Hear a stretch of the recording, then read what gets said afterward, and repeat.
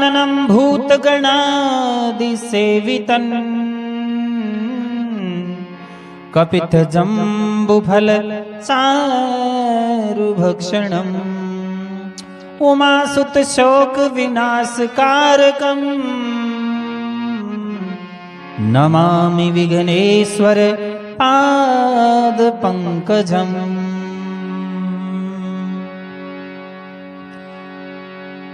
सदा भवानी दाहिनी और सन्मुख रहत गणेश, पांच देव रक्षा करे तो ब्रह्मा विष्णु महेश। आइए तीसरे दिन की संगीतमय गीता ज्ञान कथा प्रारंभ करते हैं। सर्वप्रथम भगवान गणेश जी के चरणों में प्रणाम, मां सरस्वती का ध्यान करते हुए श्री वेदव्यास जी के चरणों में प्रणाम करते हुए आज 7वें श्लोक से मूल पाठ करते हैं। उसके पश्चात संगीत में पाठ करेंगे। कल तक आपने सुना कि दुर्योधन ने द्रोणाचार्य जी के पास जाकर के पांडवों की सेना का वर्णन किया और कहा कि हे गुरुदेव, यहाँ भीम अर्जुन के समान योद्धा है, बड़े बड़े धनुष हैं इनके हाथ में, और द्रुपद के पुत्र ने कैसे धृष्टकेतु ने ये सेना सजाई है। आइए अब दुर्योधन जो है वो अपनी सेना का वर्णन कैसे करता है। अस्माकं तु विशिष्टाये तानि बोध द्विजोतम, नायका मम सैनस्य संज्ञार्थतान् ब्रीवीमिते। भवान् भीष्मः च कर्णः च कृपः च समितिञ्जय, अश्वत्थामा विकर्ण च सोमदती तथा एव च, अन्ये च बहवः शूरा मदर्थे त्यक्त जीविता, नाना शस्त्र प्रहरणा सर्वे युद्ध विशारदा। अपर्याप्तं तदस्माकं बलं भीष्माभिरक्षितम्, पर्याप्तं तु इदम् एतेषां बलं भीमाभिरक्षितम्। सामान्य भाषा, ये संस्कृत के अंदर हमने इसका मूल पाठ किया। आइए चलते हैं संगीत की तरफ। हाँ,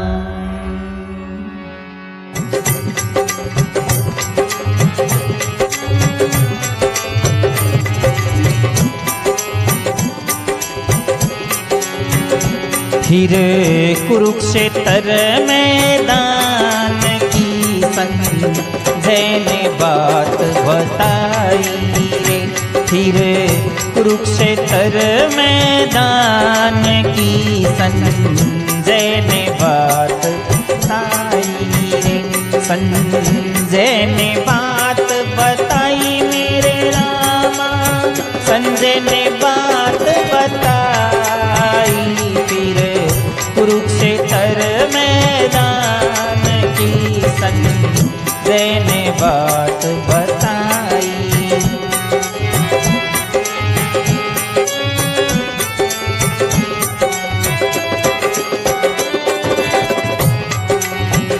क्या कहते हैं? हे जगत श्रेष्ठ गुरु विप्र, हे जगत श्रेष्ठ गुरु विप्र, करूं मैं जिक्र महाभट अपने, हे जियो महाभट अपने, युद्ध कला निपुण बलवान सीख ली सबने रे, युद्ध कला निपुण बलवान सीख ली सबने। क्या कहते हैं? देने मेरे पक्ष में प्राण आए बलवान भीष्म बलकारी, हे जियो भीष्म बलकारी, गुरु कृपाचार्य अजेय बड़े धनुधारी रे, गुरु कृपाचार्य अजेय बड़े धनुधारी। जय दरथ विकर्ण अश्वत्थामा, सोमदत्त सुत आप बलवान। जय दरथ विकर्ण अश्वत्थामा, सोमदत्त सुत आप बलवान। वो लड़ने में होशियार, अस्त्र भंडार।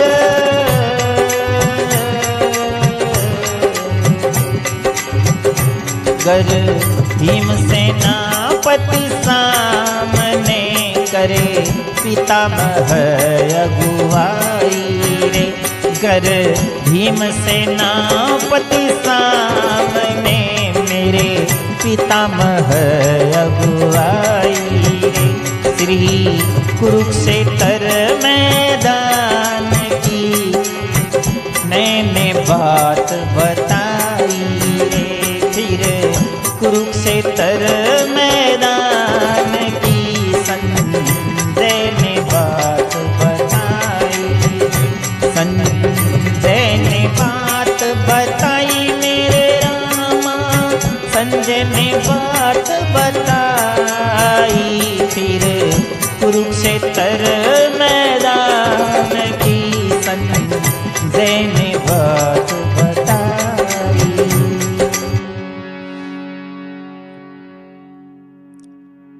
दुर्योधन अपने गुरुदेव को कहता है, जगत श्रेष्ठ गुरु विप्र करूं मैं जिक्र महाभट अपने। हे गुरुदेव, अब तक तो मैंने पांडवों की सेना का बखान किया, अब सुनिए हे जगत श्रेष्ठ गुरुदेव, आप तो ब्राह्मण हैं, मैं आपको अपने महाबलवान सेनापतियों के नाम गिनाता हूं। युद्ध कला निपुण बलवान सीख ली सबने, जो सब के सब युद्ध कला में निपुण हैं, बलवान हैं, जिन्होंने सभी अस्त्र शस्त्र तलवार भाले ढाल सब चलाना अच्छी तरह से सीखा है। देने मेरे पक्ष में प्राण आए बलवान भीष्म बलकारी, वो सारे के सारे मेरे लिए प्राण त्याग करने के लिए इस कुरुक्षेत्र के मैदान में आ चुके हैं। और मेरी सेना के सेनापति भीष्म हैं। भीष्म, वो भीष्म जिन्हें इच्छा मृत्यु वरदान है, उन्हें कोई हरा ही नहीं सकता। और तो और मेरे पक्ष में दो चिरंजीवी भी युद्ध कर रहे हैं। पांडवों की सेना में तो चिरंजीवी है ही नहीं। दुर्योधन गिनाता है कि गुरु कृपाचार्य और अश्वत्थामा दोनों के दोनों चिरंजीवी है, और इनको तो युद्ध में कोई हरा ही नहीं सकता। अश्वत्थामा बलिर्व्यासो हनुमानश्च विभीषण, कृपः परशुरामः च सप्तैतै चिरंजीविनः। ऐसा ब्रह्मवैवर्त पुराण में लिखा है कि अश्वत्थामा, राजा बलि, वेदव्यास, हनुमान जी, विभीषण जी, कृपाचार्य, परशुराम जी, ये 7 चिरंजीवी हैं जो इस संसार में अमर है, जिन्हें कोई मार ही नहीं सकता। और संतों ने तो ये तक कहा है कि प्रातः इनका स्मरण करने से कभी भी अकाल मृत्यु आ ही नहीं सकती। तो हे गुरुदेव, ऐसे चिरंजीवी के होते हुए हमारी सेना अजेय हो चुकी है। हमारी सेना में जयद्रथ है, विकर्ण है। विकर्ण, आप कह रहे हो कि उधर सेना में धृत युधिष्ठिर हैं, और युधिष्ठिर बड़े धर्मात्मा हैं, जिन्हें धर्मराज कहते हैं। तो लेकिन विकर्ण भी कम नहीं है। विकर्ण भी बड़े धर्मात्मा और शूरवीर है। और सोमदत्त का पुत्र यानी भूरिश्रवा, शांतनु के भाई बहलीक का पोता, वो भी बड़ा धर्मात्मा और शूरवीर है। हे गुरुदेव, हमारे पक्ष में दानवीर कर्ण भी तो है जो युद्ध कर रहे हैं। हे गुरुदेव, हमारी सेना में योद्धाओं की कमी नहीं है। हमारी सेना में बहलीक, शल्य, भगदत्त, जयद्रथ सारे के सारे युद्ध कला में निपुण हैं। ऐसा कह करके दुर्योधन अपने आप को ढाढ़स बंधा रहा है और साथ में ही ये भी कह रहा है कि हे गुरुदेव, राजनीति के अनुसार शत्रु पक्ष चाहे कितना भी कमजोर हो, अपना पक्ष कितना भी बलवान हो, शत्रु को कमजोर नहीं समझना चाहिए। इसलिए आप पक्षपात होकर के युद्ध करिए। द्रोणाचार्य जी के पास क्यों गया? क्योंकि दुर्योधन के मन में भय है। और ये भय क्यों है? कि दुर्योधन अन्याय के पक्ष में है, दुर्योधन अधर्म के पक्ष में है, दुर्योधन पाप के पक्ष में है। और जो इन तीनों के पक्ष में लड़ाई करता है, येन केन प्रकारेण, वो अनित्य वस्तु, सांसारिक ऐश्वर्य, राजपाट और धन दौलत को हड़पना चाहता है, ये दुर्योधन है। इसीलिए जिनके पास अधर्म है, अन्याय है, पाप है, वो कभी निडर हो ही नहीं सकते, वो सुख शांति से कभी जी ही नहीं सकते, वो कभी साहसी हो ही नहीं सकते। लेकिन जिधर धर्म है, जिस तरफ भगवान है, पांडवों की सेना की तरफ धर्म तो है ही, भगवान श्री कृष्ण स्वयं उसके साथ है। तो जिस तरफ भगवान है और जिस तरफ धर्म है, उनसे बड़े से बड़ा पापी, दुष्ट से दुष्ट व्यक्ति भी डरता है, उस पर भी उसका प्रभाव पड़ता है। क्यों? क्योंकि ये भौतिक ऐश्वर्य, धन धान्य, राजपाट सब अनित्य हैं, लेकिन भगवान तो शाश्वत सत्य हैं, और जो शाश्वत सत्य होता है उसका प्रभाव हमेशा पड़ता है। और दुर्योधन को विश्वास क्यों नहीं था? क्योंकि दुर्योधन की सेना में एकता नहीं थी। और एक तरफ विकर्ण, भीष्म और द्रोणाचार्य युद्ध करना नहीं चाहते थे, दुशासन और दुर्योधन दोनों युद्ध करना चाहते थे। एकता का अभाव था, अधर्म के पक्ष में खड़े थे, और इस कारण से भी दुर्योधन को विश्वास नहीं था। दुर्योधन स्वयं जानता था कि भीष्म पितामह कृष्ण भगवान के परम भक्त हैं, और भीष्म पितामह का दोनों तरफ स्नेह जो है वो बराबर है, चाहे वो पांडवों के प्रति, चाहे वो कौरवों के प्रति, क्योंकि दोनों ही उसके पोते हैं। इसलिए उन्हें वो उभय पक्षपाती मानते थे कि वो कभी निष्पक्ष होकर के युद्ध कर ही नहीं सकते। इसलिए दुर्योधन के मन में शंका है, इसीलिए वो भीष्म की बड़ाई करते हैं कि उन्हें तो इच्छा मृत्यु का वरदान है। और भीम, सामने भीम जो है वो खड़ा है, जिन्होंने 100 भाइयों को मारने की प्रतिज्ञा ले रही थी। दुर्योधन शक्ति की बात कर रहा है, शक्ति की बात सोच रहा है कि अर्जुन जो है वो निडर है, वो किसी के पास नहीं जाता, लेकिन दुर्योधन डरा हुआ है, वो अपने गुरुदेव के पास जाता है और उन्हें बड़ाई करके अपने पक्ष में युद्ध करने के लिए उकसाता है। अर्जुन किसी के पास नहीं जाता, वो अपनी गांडी को उठाता है और कहता है, हे केशव, मेरा रथ दोनों सेनाओं के बीच में खड़ा कर दीजिए। अर्जुन धर्म के पक्ष में है, अर्जुन न्याय के पक्ष में है, अर्जुन पुण्य के पक्ष में है। इसलिए अर्जुन के अंदर उत्साह है, अर्जुन में वीरता है, अर्जुन में निर्भयता है। जिसके भीतर इस नाशवान धन संपत्ति आदि का आश्रय है, आदर है, जो अधर्म का सहारा लेता है, जो अन्याय करता है, दूसरों के प्रति दुर्भाव रखता है, उसमें कभी बल आ ही नहीं सकता, वो कभी बलवान हो ही नहीं सकता। उसका बल जो है वो दिखाऊ होता है, उसका बल वास्तविक नहीं होता, ऐसा भगवान श्री कृष्ण कहते हैं। और जो धर्म का पालन करता है, भगवान का आश्रय लेता है, जो न्याय के पक्ष में होता है, जो धर्म का सहारा लेता है, वो हमेशा निर्भय रहता है, सुख शांति से अपना जीवन व्यतीत करता है, उसमें सच्चा बल होता है। इसलिए भगवान कहते हैं कि अपने भौतिक सुख के लिए अधर्म का आश्रय कभी नहीं लेना चाहिए। और आज संसार में यही बड़ी समस्या है, आज भौतिक सुख के लिए अधर्म का आश्रय लिया जाता है। आज रिश्वतखोरी, भ्रष्टाचारी, जेब कतरी, कपट, छल, प्रपंच का सहारा लेकर के भौतिक सुखों के पीछे दुनिया भाग रही है। और तो और भौतिक सुख प्राप्त करने के लिए दुनिया ने अपनी मर्यादा का भी त्याग कर दिया है। यहां बात बड़ी विचारणीय है कि जिस समय युद्ध शुरू होने वाला था तो दुर्योधन और अर्जुन दोनों ही भगवान श्री कृष्ण के पास गए और बोले, हमें तुम्हारी सहायता चाहिए। भगवान ने कहा, एक तरफ मेरी एक अक्षौहिणी सेना है तो दूसरी तरफ मैं स्वयं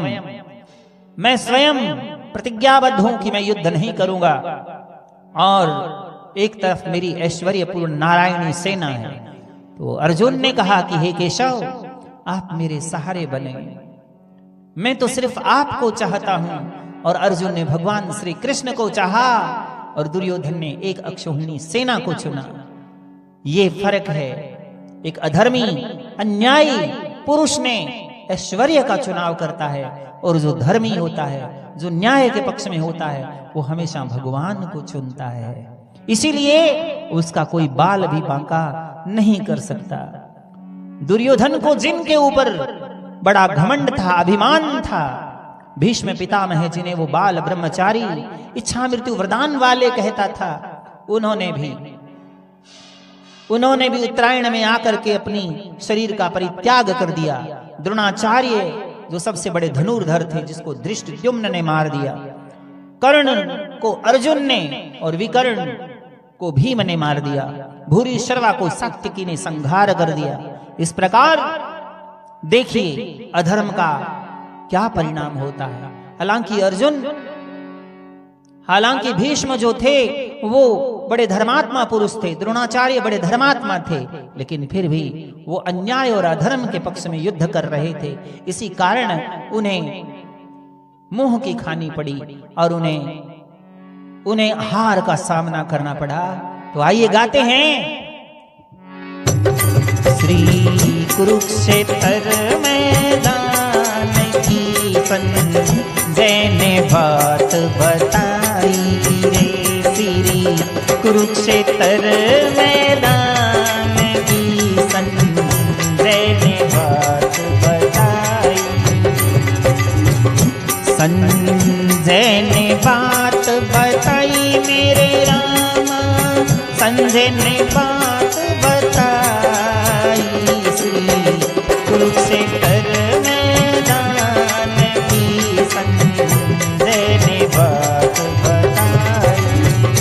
हे जगत श्रेष्ठ गुरु विप्र करूं मैं जिक्र, महाभट अपने युद्ध कला निपुण बलवान सीख ली सबने रे, युद्ध कला निपुण बलवान सीख ली सबने, देने मेरे पक्ष में प्राण आए बलवान भीष्म बलकारी, हे जी भीष्म बलकारी, गुरु कृपाचार्य अजय बड़े धनुधारी रे, गुरु कृपाचार्य अजय बड़े धनुधारी, जय दरथ विकर्ण अश्वत्थामा, सोमदत्त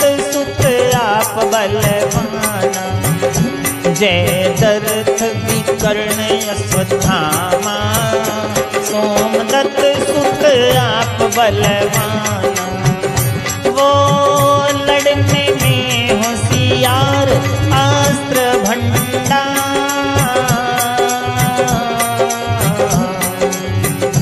गर भीमसेनापति सामने मेरे पितामह अगुवाई रे, गर भीमसेनापति सामने मेरे पितामह अगुवाई रे, श्री कुरुक्षेत्र मैदान की संजय ने बात बताई, संजय ने बात बताई मेरे रामा, संजय ने बात बताई, श्री कुरुक्षेत्र उत्तर मैदान की संजय ने बात बताई। इस प्रकार आज की जो कथा है, श्लोक नंबर 7 से श्लोक नंबर 10 की कथा, अर्जुन विषाद योग में भगवान यही शिक्षा देते हैं कि चाहे कितना भी कुछ हो, हमें धर्म, न्याय और पुण्य का रास्ता कभी नहीं छोड़ना चाहिए। अधर्म, अन्याय और पाप के रास्ता, चाहे उसमें कितना भी ऐश्वर्य हो, उसे त्याग देना चाहिए। बोलो जय श्री कृष्णा। और मेरे साथ कीर्तन कीजिए। श्री कृष्ण गोविंद हरे मुरारी, हे नाथ नारायण वासुदेव। श्री कृष्ण गोविंद हरे मुरारी, हे नाथ नारायण वासुदेव। हे नाथ नारायण वासुदेव, हे नाथ नारायण वासुदेव, हे नाथ नारायण वासुदेव। श्री कृष्ण गोविंद हरे मुरारे, हे नाथ नारायण वासुदेव। हे नाथ, पुकारिए, हे नाथ, हे नाथ, हे नाथ, हे नाथ। श्री कृष्ण गोविंद हरे मुरारे, हे नाथ नारायण वासुदेव। एकमात्र स्वामी सखा हमारे, हे नाथ नारायण वासुदेव। श्री कृष्ण भगवान की जय।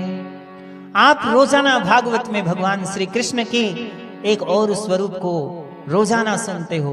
बड़े बड़े भागवत आचार्य, जिनके चरणों की धूल के समान मैं नहीं हूं, लेकिन वो भगवान के उस रूप की चर्चा करते हैं जिसमें भगवान गोपियों के वस्त्र चुराते हैं, जिसमें भगवान गोपियों के साथ रास लीला करते हैं, जिसमें भगवान माखन चुराते हैं और जगह जगह नृत्य दिखाया जाता है, मटकड़ी फोड़ने का स्वांग किया जाता है। मैं चाहता हूं कि भगवान के उस रूप को ना देख करके भगवान के योगीश्वर स्वरूप को देखिए। अपने बच्चों को भगवान के योगीश्वर स्वरूप के बारे में परिचित करवाइए। गीता केवल किसी एक धर्म का ग्रंथ नहीं है, गीता एक जीवन शैली है, जिसे जीवन में अपनाइए और मेरे साथ बने रहिए। भगवान के इस योगीश्वर स्वरूप को जानने के लिए आप ज्यादा से ज्यादा संख्या में YouTube चैनल के साथ जुड़ें, Facebook चैनल के फॉलो करें और शेयर करें, ताकि इस गीता का प्रचार हम पूर्ण संसार में कर सकें, इससे लोग लाभान्वित हो सकें। इससे जो भी मेरे को रुपया मिलेगा, पैसा मिलेगा, उसको हम इसी कार्य में लगाएंगे। इसलिए ज्यादा से ज्यादा सुने, प्रचार करें। जय श्री कृष्णा।